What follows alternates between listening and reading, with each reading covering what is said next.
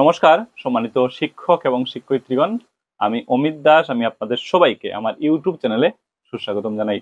আশা করছি আপনারা সবাই ভালো আছেন, আপনারা সবাই সুস্থ রয়েছেন।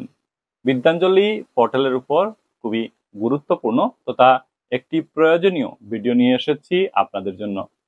আপনারা যারা আমার ভিডিওগুলো দেখেন তাদের জানা আছে বিদ্যাঞ্জলি পোর্টালের উপর ইতিমধ্যে আমি কয়েকটি ভিডিও বানিয়ে আপনাদের সাথে শেয়ার করেছি। আজকের এই ভিডিওটি বিদ্যাঞ্জলি পোর্টালের উপর খুবই গুরুত্বপূর্ণ তথা প্রয়োজনীয় ভিডিও হবে। সকল স্কুলের আজকের এই ভিডিও কাজে লাগবে।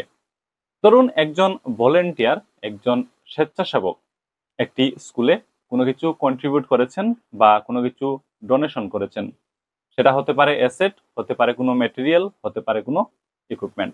তো এই যে ভলেন্টিয়ার, তিনি স্কুলে যে কন্ট্রিবিউট করলেন, ডোনেশন করলেন, এই যে অফলাইন কন্ট্রিবিউশন করলেন, সেই অফলাইন কন্ট্রিবিউশনের তথ্য একটি স্কুল কিভাবে অনলাইনে আপডেট করবে সেই প্রসেস সম্পর্কে আজকের এই ভিডিওতে আপনাদেরকে আমি জানিয়ে দিতে চেষ্টা করব। তো স্কুল কিভাবে সেই offline contribution school log in করে অনলাইনে আপডেট করবে সেই প্রসেস সম্পর্কে আজকের এই ভিডিওতে আপনারা জানতে পারবেন। তো আজকের এই ভিডিও সকল স্কুলের জন্য খুবই গুরুত্বপূর্ণ হবে, স্কুলের কাজকর্ম করতে সুবিধা হবে যদি আপনারা এই ভিডিও দেখেন। তো চলুন আজকের গুরুত্বপূর্ণ তথা প্রয়োজনীয় ভিডিওটি আমরা আরম্ভ করি। প্রথমে বিদ্যাঞ্জলি পোর্টালটি খুলে নিতে হবে। আমি আপনাদের সুবিধার্থে এই ভিডিওটির ডেসক্রিপশনে বিদ্যাঞ্জলি পোর্টালের লিঙ্ক দিয়ে রেখেছি। আপনারা উক্ত লিঙ্কে ক্লিক করে বিদ্যাঞ্জলি পোর্টালটি খুলে নিতে পারবেন। আপনারা স্ক্রিনে বর্তমানে বিদ্যাঞ্জলি পোর্টালটি দেখতে পাচ্ছেন। যদি বিদ্যাঞ্জলি নিয়ে জানতে চান তাহলে আপনারা এই পোর্টাল থেকে জেনে নিতে পারবেন। এই পোর্টালে বিদ্যাঞ্জলির ব্যাপারে বিস্তারিত ধারণা দেওয়া হয়েছে। তো আপনারা একবার চেক করে নিতে পারেন এবং বিদ্যাঞ্জলি সম্পর্কে এই পোর্টাল থেকে বিস্তারিতভাবে জেনে নিতে পারেন। দর্শকগণ, এবারে আমি আপনাদের দেখিয়ে দিচ্ছি আপনারা স্কুল লেভেলে স্কুলের যে অনলাইন কাজকর্মগুলো রয়েছে সেগুলো কিভাবে করবেন। তো এর জন্য স্কুল লগ ইন করতে হবে। স্ক্রিনের ডান পাশে থাকা উপরে যদি লক্ষ্য করেন তাহলে দেখবেন এখানে সবুজ রঙের একটি বক্স আছে, লেখা রয়েছে লগ ইন। তো এটাতে ক্লিক করতে হবে। তারপর এভাবে তিনটি অপশন আসবে। উপরে দেখবেন লেখা রয়েছে স্কুল, তো স্কুল লগ ইন করার জন্য স্কুল অপশনে ক্লিক করতে হবে। তারপর এই পেজটি খুলবে।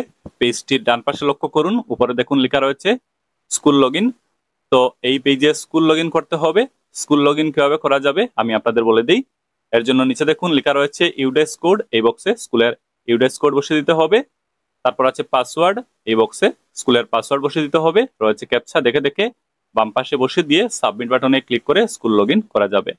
ধরুন আপনাদের পাসওয়ার্ড জানা নেই বা পাসওয়ার্ড ভুলে গেছেন, সেই ক্ষেত্রেও আপনারা অন্য একটি পদ্ধতিতে স্কুল লগ ইন করতে পারবেন। তো এই ক্ষেত্রে লগ ইন উইথ ওটিপির মাধ্যমে আপনারা স্কুল লগ ইন করতে পারবেন। তো লগ ইন উইথ ওটিপির মাধ্যমে স্কুল লগ ইন করার জন্য ইউডেস কোড, এই বক্সে স্কুলের ইউডেস কোড বসিয়ে দিতে হবে। তারপর লগ ইন উইথ ওটিপি এর সামনে যে বক্স আছে এটাতে ক্লিক করে দিতে হবে। আমি আপনাদের দেখিয়ে দিচ্ছি আপনারা কিভাবে লগ ইন উইথ ওটিপির মাধ্যমে স্কুল লগ ইন করবেন।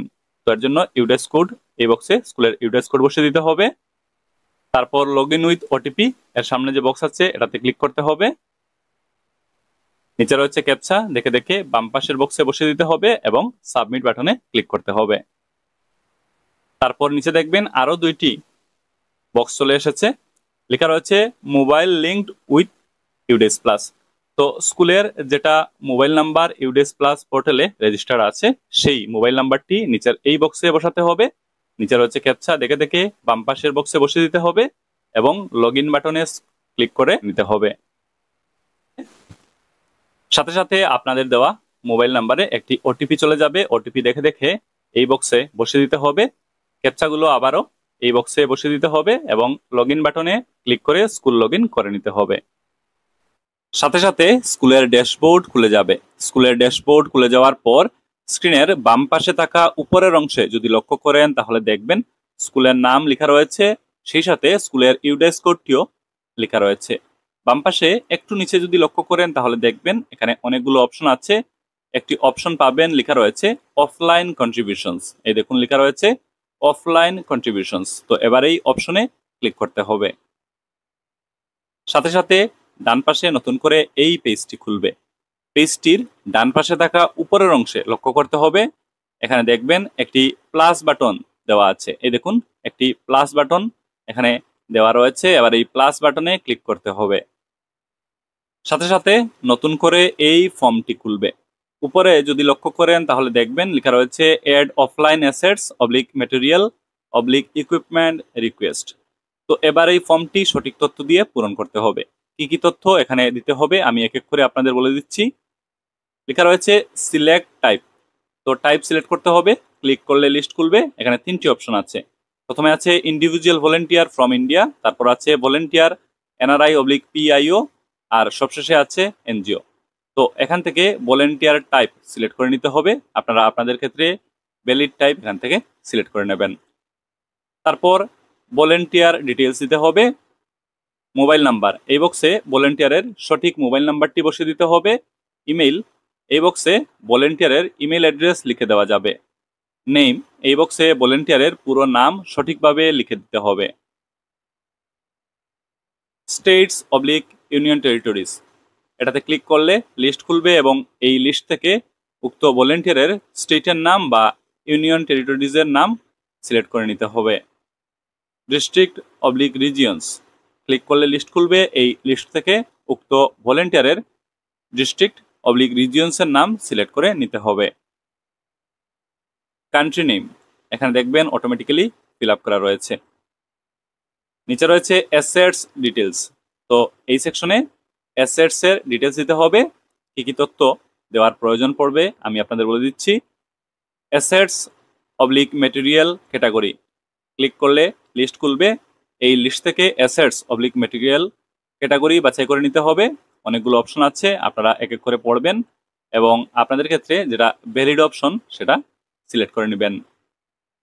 তারপরে এখানে আছে অ্যাসেটস অবলিক ম্যাটেরিয়াল নেম। তো অ্যাসেটস অবলিক ম্যাটেরিয়ালের নাম সিলেক্ট করে নিতে হবে যেটা উক্ত ভলেন্টিয়ার কন্ট্রিবিউট করেছেন।